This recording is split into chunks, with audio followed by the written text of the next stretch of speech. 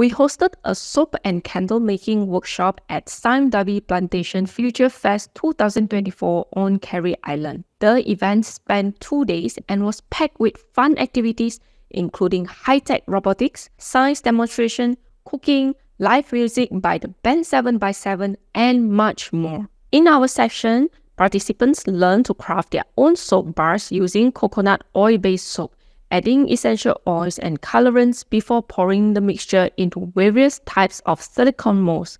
Each participant selected their preferred colors and layered them, resulting in fantastic outcomes. In the candle making session, participants got to choose from 24 colors to create their very own unique candles. They were taught to use palm wax and fill candle jars with their chosen colors, finishing with their preferred scent. They were able to bring home their masterpieces. I'm Feng from Malaysia Clay Art.